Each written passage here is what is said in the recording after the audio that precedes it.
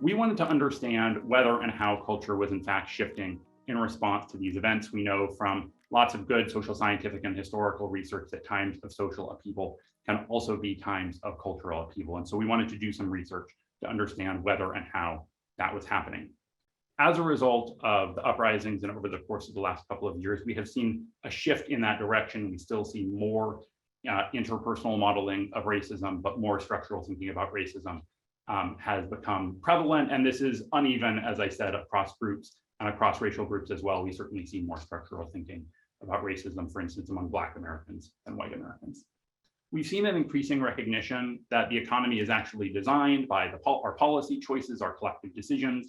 That has actually become more dominant than this more individualistic way of thinking. And over the course of the pandemic, over the course of the last couple of years, we've actually seen that further strengthened.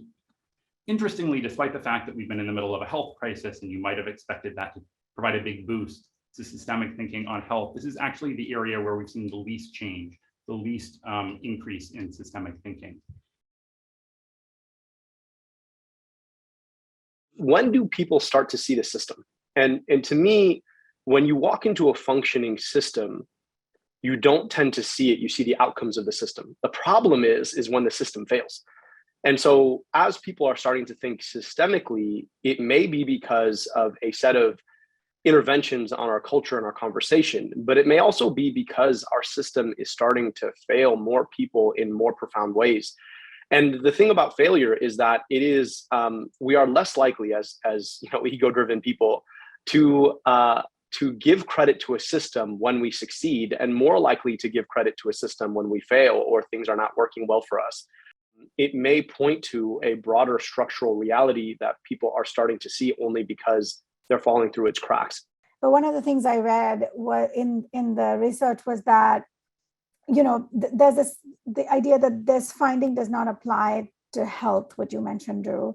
And then this, the idea that like this research was done in a global pandemic, and that the systems thinking did not shift when it comes to health. And that a lot of the news coverage around COVID during this time really reinforced the narrative of the individual. The individual sort of, in the United States, I should clarify, because that was not the case in sort of other news coverage around the pandemic in other parts of the world. And we have this unique, situation that people around the world were dealing with the exact same thing at the exact same time. And we can actually look at news coverage and storytelling about the pandemic and see that in the States, the news coverage was really focused on the individual, how the individual can protect themselves, being vaccinated, staying home.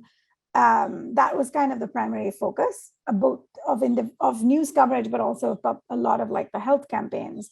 We've been kind of posing the collective mindset solution in stories we tell about caregiving in our work for 5 years. And only in the last year have we seen people leaning in to those solutions more than they did before. So I think, again, to go back to that, I don't think a single story is the answer. I think we actually need a coordinated effort where multiple folks on multiple levels who hold the power of sort of reaching people through pop culture are actually in a concerted fashion moving the narrative forward, that we need collective solutions to things, that root causes are often systemic and not individual, and really moving away from this kind of individualistic narrative.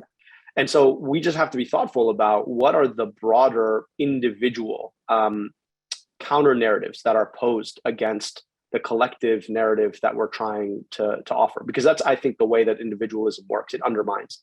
It doesn't actually hit head on. It just undermines a collective narrative. It says, well, I can do it by myself. Why do I need a park or a community pool when I could build a pool in my backyard?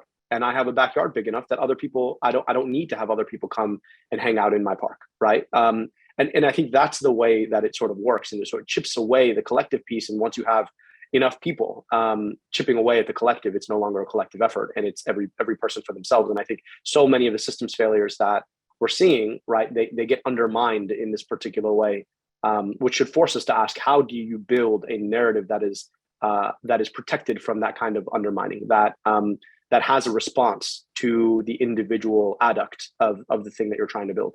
I feel like this research and this finding has given us a little more I hate using violent metaphors, but ammunition, like to go into writers' rooms, to go to executives in the entertainment industry and say, look, this is kind of what we have seen in the last 2 years. This is where we have a huge opportunity right now to actually cement these narratives and to be very specific about which audience groups we want to work with. So there are young people who are already thinking like this. Let's find influencers on TikTok who we can sort of work with to hone that narrative because they have huge followings. Let's find, African-American community leaders who are already talking about both, I don't want to kind of gloss over the root causes of sort of all of our inequities. And so, we can talk about the sort of systemic root causes while also talking about solutions. I think there's a lot that can be done in terms of trying to show the joy and the benefit of collective reasoning and engagement and what we can do when we work together. People want to live in that world